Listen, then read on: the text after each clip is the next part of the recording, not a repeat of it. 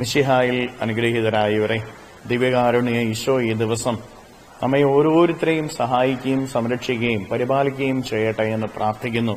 പുതിയ ഒരാഴ്ചയിലേക്ക് നമ്മൾ പ്രവേശിക്കുമ്പോൾ ഈ ആഴ്ചയിലെ നിങ്ങളുടെ എല്ലാ കാര്യങ്ങളിലും ഈശോയുടെ സംരക്ഷണവും സഹായവും നിങ്ങളുടെ കൂടെ ഉണ്ടായിരിക്കട്ടെ.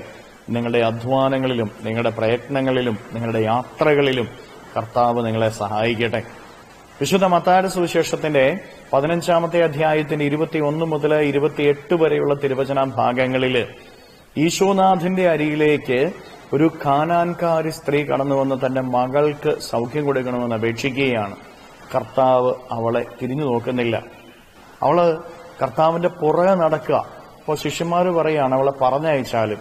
ഉടനെ തന്നെ ഈശോ അവരോട് പറയുകയാണ്, ഇസ്രായേൽ ഭവനത്തിലെ നഷ്ടപ്പെട്ടുകളുടെ ആടുകളുടെ അടുത്തേക്ക് മാത്രമാണ് ഞാൻ അയക്കപ്പെട്ടിരിക്കുന്നത്. അപ്പോഴും അവള് പറയുകയാണ്, എന്നോട് കരുണ തോന്നണമേ എന്ന്.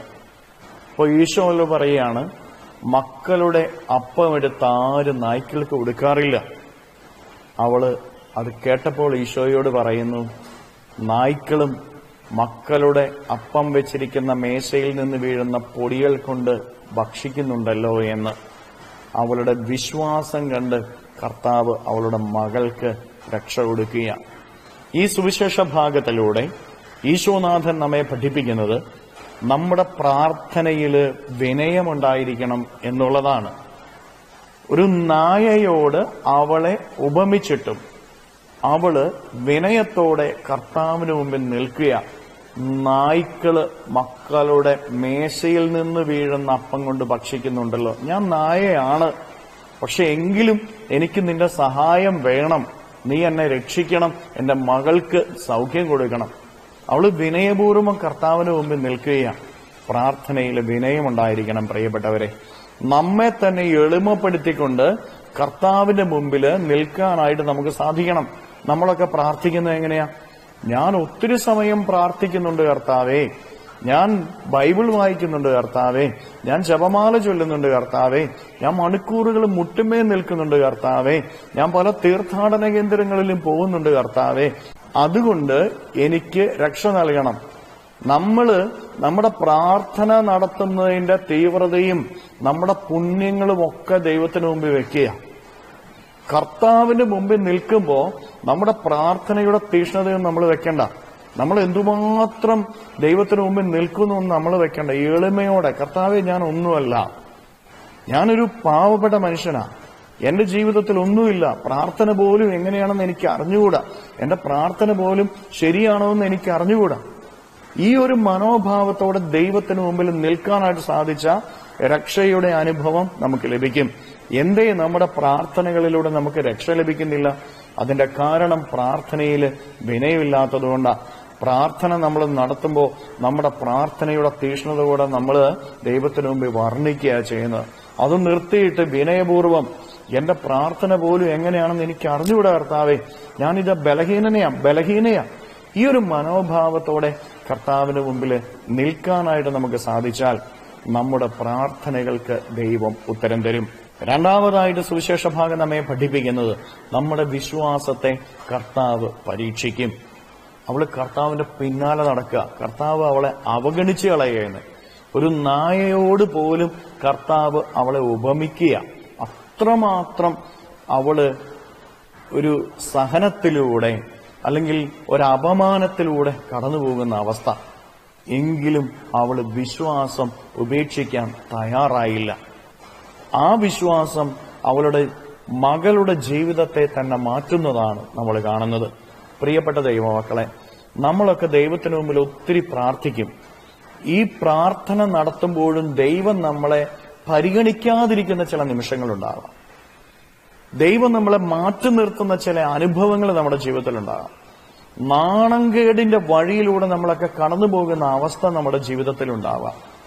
ഒത്തിരി പ്രാർത്ഥിച്ചിട്ടും ദൈവാനുഗ്രഹം ജീവിതത്തിൽ ലഭിക്കാത്ത അവസ്ഥകൾ തിരിച്ചറിഞ്ഞുകൊള്ളുക. ഇങ്ങനെയുള്ള അവസ്ഥകളിലൂടെ കടന്നു പോകുമ്പോഴും വിശ്വാസത്തെ മുറുകെ പിടിച്ച് ജീവിക്കാനായിട്ട് നമുക്ക് തയ്യാറായാൽ, ഉറപ്പുള്ള വിശ്വാസത്തിന്റെ ഉടമകളായിട്ട് നമ്മൾ മാറിയാൽ, നമ്മുടെ ജീവിതത്തെ മാറ്റാനായിട്ട് നമ്മുടെ വിശ്വാസത്തിന് കഴിവുണ്ട്. നമ്മുടെ ജീവിതത്തെ തന്നെ ആ വിശ്വാസം മാറ്റും. അത് ഓർത്തുകൊള്ളുക. നാണക്കേടിന്റെ വഴിയിലൂടെ, അനുഗ്രഹം ലഭിക്കാത്തതിന്റെ അവസ്ഥകളിലൂടെ നമ്മളൊക്കെ കടന്നു പോകേണ്ടി വന്നാലും വിശ്വാസത്തെ ഉപേക്ഷിക്കരുത്. വിശ്വാസം ആഴപ്പെടുത്തിയാൽ നമ്മുടെ ജീവിതത്തെ തന്നെ അത് മാറ്റും. മൂന്നാമതായിട്ട് ഈ തിരുവചന ഭാഗം നമ്മെ ഓർമ്മിപ്പിക്കുന്ന കാര്യം പ്രാർത്ഥനയിൽ സ്ഥിരതയുണ്ടായിരിക്കണമെന്നുള്ളതാണ്. ഈ സ്ത്രീ കർത്താവിന്റെ പിന്നാലെ നടക്കുക. തന്നെ കർത്താവ് അവഗണിക്കുകയാണെന്ന് അറിഞ്ഞിട്ടും അവള് കർത്താവിനെ വിടുന്നില്ല. അവള് തീഷ്ണതയോടെ ഒന്നുകൂടെ പ്രാർത്ഥന വർദ്ധിപ്പിക്കുക ചെയ്യുന്നത്. പ്രിയപ്പെട്ട ദൈവമക്കളെ, പ്രാർത്ഥനയിൽ സ്ഥിരതയുണ്ടായിരിക്കണം. നമ്മൾ ഏതെങ്കിലും ഒരു ധ്യാനം കൂടുന്നു, ഒരു ശുശ്രൂഷ കൂടുന്നു, നമ്മൾ ഭയങ്കര പ്രാർത്ഥനയാണ്, പക്ഷെ അത് സ്ഥിരതയില്ല. 2 ആഴ്ച അല്ലെങ്കിൽ 1 മാസം, അത് കഴിയുമ്പോൾ നമ്മൾ വീണുപോകും. വീണ്ടും നമ്മുടെ ജീവിതത്തിൽ ഒരു പ്രശ്നം ഉണ്ടാകുമ്പോൾ നമ്മൾ തീഷ്ണതയോടെ പ്രാർത്ഥിക്കും, പക്ഷെ അത് സമയത്ത് അനുഗ്രഹം കിട്ടാതാകുമ്പോൾ നമ്മൾ പ്രാർത്ഥനയിൽ തീഷ്ണത പറയും. സ്ഥിരതയോടെയുള്ള പ്രാർത്ഥനകൾക്ക് നമ്മുടെ ജീവിതത്തിൽ അത്ഭുതങ്ങൾ നേടിത്തരുവാനായിട്ട് സാധിക്കുകയുള്ളൂവെന്ന് നമ്മൾ ഓരോരുത്തരും തിരിച്ചറിയണം. പ്രിയപ്പെട്ട ദൈവമക്കളെ, പ്രാർത്ഥനയിൽ വിനയമുണ്ടായിരിക്കണം. പ്രാർത്ഥനയിൽ ആഴത്തിലുള്ള വിശ്വാസമുണ്ടായിരിക്കണം. പ്രാർത്ഥന സ്ഥിരതയോടെയുള്ളതായിരിക്കണം. നിന്റെ ജീവിതത്തെ ദൈവം അനുഗ്രഹിക്കും. കരങ്ങളെ യാചനയോടെ പിടിച്ച് നിന്റെ ജീവിതത്തെയും ജീവിതത്തിന്റെ ഓരോ കാര്യങ്ങളെ ഈശോയ്ക്ക് കൊടുത്ത് സ്തുതിക്കാം. ഹല്ലേലൂയ. ഈശോയെ നന്ദി. Hallelujah, hallelujah, hallelujah, hallelujah, hallelujah. കർത്താവായ ഈശോയെ, മക്കളെ ഓരോരുത്തരെ അവിടുത്തെ കരങ്ങളിലേക്ക് സമർപ്പിക്കുന്നു. ഇവരെ ഓരോരുത്തരെയും സഹായിക്കണമേ, സംരക്ഷിക്കണമേ, പരിപാലിക്കണമേ. ഇവരുടെ ജീവിത വഴികളിൽ അങ്ങ് ഇവരുടെ കൂടെ ഉണ്ടായിരിക്കണമേ. ഇവരുടെ അധ്വാനങ്ങളിൽ ഇവരുടെ കൂടെ ഉണ്ടായിരിക്കണമേ. ഇവരുടെ കുറവുകളിൽ ഇവരെ സഹായിക്കണമേ. Hallelujah, hallelujah, hallelujah.